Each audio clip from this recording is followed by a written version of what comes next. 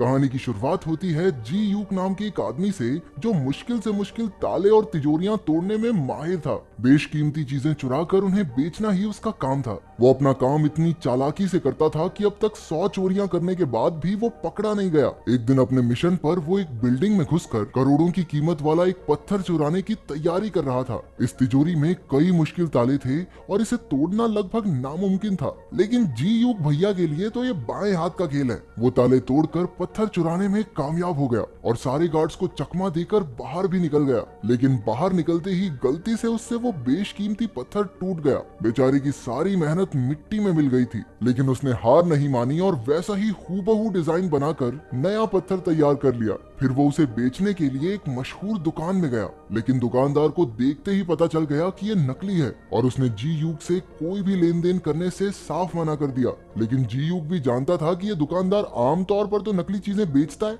और इसलिए उसने पुलिस के सामने दुकानदार की पोल खोलने की धमकी दे दी। हार कर दुकानदार को वो पत्थर लेना ही पड़ा। जी यूक का बेस्ट फ्रेंड गोइन भी उसका पार्टनर था। उसकी खासियत थी कि वो मामूली सी चीजों में भी विस्फोटक फिट कर लेता था। इस चोरी के बाद जी यूक ने नकली नोट छापने का फैसला किया। उसने हूबहू नोट तैयार कर लिए, लेकिन उन पर शराब डालते ही अक्षर मिट जाते थे। जब बात नहीं बनी तो उन दोनों ने हीरो की एक दुकान लूटने का फैसला किया, जिसमें लगभग 3 करोड़ का माल था। लेकिन ये काम इतना आसान नहीं था, क्योंकि दुकान में चारों ओर सीसीटीवी कैमरा लगे थे। कैमरास को हैक करने के लिए उन्हें एक जबरदस्त हैकर की जरूरत थी, तो इस काम में उनका हैकर होगा जैंग बे। उसके बारे में अफवाह थी कि एक बार उसने पैसों के बदले अपने ही साथियों की मुखबरी पुलिस को कर दी थी, लेकिन फिर भी जी यूक और गोइन ने उस पर भरोसा करके उसे अपने साथ शामिल कर लिया। इसके बाद जी यूक की दोस्ती यूना नाम की एक लड़की से हो गई, जो ऐसी कीमती चीजों की एक्सपर्ट थी। दोनों घूमने गए, जहां जी यूक ने उसके गले का हार देखा जो यूना के पिता ने उसे तोहफे में दिया था।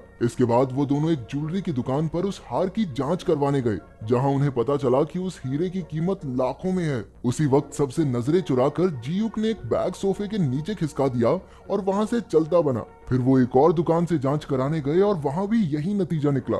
ये वही दुकान है जहां जी यूक चोरी करने का प्लान बना रहा है। उसने याद रख लिया कि सीसीटीवी कैमरा कहां-कहां लगे हैं, कितने कमरे हैं और कितने गार्ड्स मौजूद हैं। अंत में उसने हिसाब लगाया कि उन्हें 10 मिनट के अंदर अंदर ये चोरी पूरी करनी होगी। चोरी वाले दिन डी यूक जो बैग दुकान में छोड़कर गया था, उसमें विस्फोट हो गया, जिससे सारे गार्ड्स का ध्यान भटक गया। उसी वक्त जैंग बे ने अपने शातिर दिमाग से सारे सीसीटीवी कैमरास हैक कर लिए, ताकि जी यूक और गोइन अंदर जा सकें। उसने अलार्म सिस्टम भी बंद कर दिया, जिससे तिजोरी को हाथ लगाने पर गार्ड्स को बिल्कुल पता न चले। लेकिन जितना टाइम उन्होंने सोचा था, गार्ड्स तो उससे पहले ही लौट आए और गोइन ने उनकी गाड़ी का शीशा तोड़कर उनका ध्यान भटकाए रखा। उधर जी यूक तिजोरी से सारे हीरे चुरा कर फरार हो गया। बाद में तीनों ने मिलकर जमकर जश्न मनाया। अगले दिन हीरो के मालिक चो को चोरी की खबर मिली तो वो आग बबूला हो गया, लेकिन वो इन चोरों की काबिलियत से इम्प्रेस भी हो गया था कि इतनी कड़ी सिक्योरिटी में से भी हीरो पर हाथ साफ कर गए। चो असल में एक करोड़पति बिजनेसमैन और एक गैंगस्टर था, जिसने न जाने कितने लोगों का खून किया था।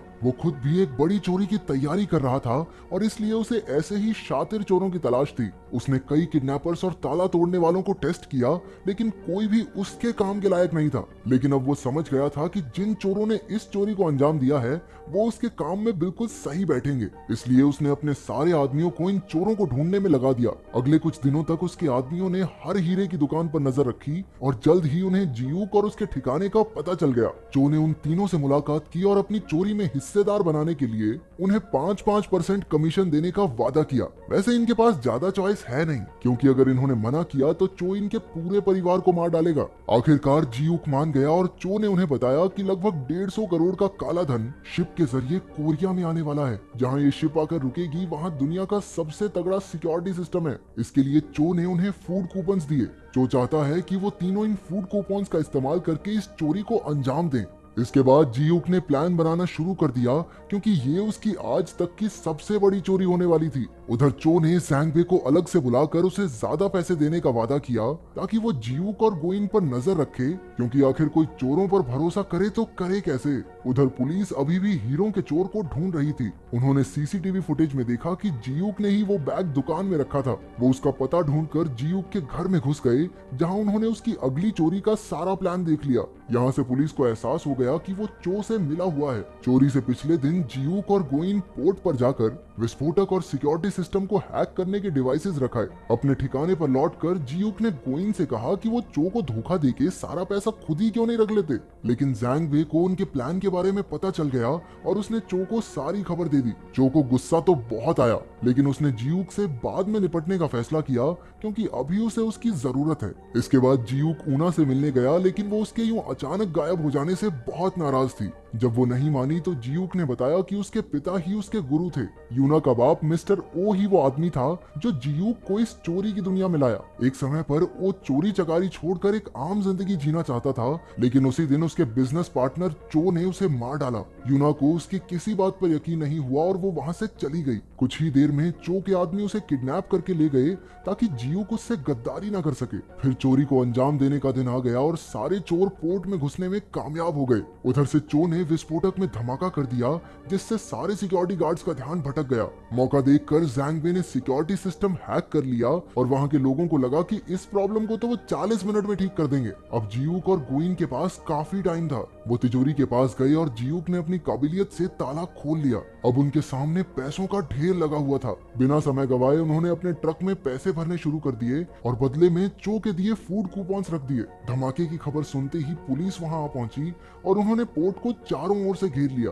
जिस वजह से जियूक अपने साथियों के साथ बाहर नहीं निकल पाया। उधर चो ने आकर जियूक पर बंदूक तान दी क्योंकि उसे जियूक की गद्दारी का पता चल गया था। चो ने यूना का हार दिखाकर कहा कि वो उसके कब्जे में है। उसकी जान बचाने के लिए जियूक ने अपने आप को पुलिस के हवाले कर दिया, लेकिन पकड़े जाने से पहले ही वो पानी में कूद गया और पीछे से पुलिस वाले उस पर गोलियां दागने लगे। उनमें से एक गोली उसे लग भी गई। उसके हाथ में जो बॉम्ब था वो भी फट गया, यानी कि ये साफ था कि वो मर चुका है। जब गोइन को इसका पता चला तो वो अपने दोस्त को खोकर बहुत दुखी हुआ, लेकिन जैंग बे खुश था क्योंकि अब उसे जियूक के हिस्से के पैसे भी मिल जाएंगे। तभी उन दोनों में बहस छिड़ गई और जैंग बे ने चाकू से गोइन का खून कर दिया। आखिरकार पैसों से भरा ट्रक चो के यहाँ पहुंचा, लेकिन उसके अंदर सिर्फ फूड कूपन्स भरे देखकर उनके पैरों तले जमीन खिसक गई। उसे कुछ समझ नहीं आ रहा था कि तभी जियूक का कॉल आया जो एकदम ठीक था। अब सारे पत्ते खुलने लगते हैं कि असल में शुरुआत से जो हुआ वो सब जियूक के प्लान का ही एक हिस्सा था। जियूक चो से मिस्टर ओ की मौत का बदला लेना चाहता था। सबसे पहले उसने जो नकली पत्थर बेचा उसमें एक माइक्रोफोन फिट कर दिया, क्योंकि वो जानता था कि चो वहाँ अक्सर खरीदारी करने आता था। उसके प्लान के मुताबिक बिल्कुल वैसा ही हुआ और चो ने वो पत्थर खरीद लिया। उसकी बातें सुनकर जियूक को पता चला कि चो एक शातिर चोर की तलाश में है, तो उसने जानबूझकर हीरे चुराए ताकि वो चो की नजरों में आ सके। पूरा टाइम चो को लगता रहा कि वो जियूक को ढूंढ रहा है, लेकिन जियूक खुद ही उसके लिए सबूत छोड़ रहा था। जैंग बे भी जियूक का ही साथी था और वो बस चो के साथ होने की एक्टिंग कर रहा था। जियूक को पकड़ने आई पुलिस भी फर्जी थी और तो और उसे लगने वाली गोली भी नकली थी। बेसिकली वो चो को चू बना के भाग गया। उधर पुलिस ने मरने का नाटक कर रहे गोइन को भी बचा लिया और चो को पैसे के नाम पर कुछ मिला तो वो था ठेंगा। ऊपर से जियूक ने पुलिस को उसकी खबर भी दे दी।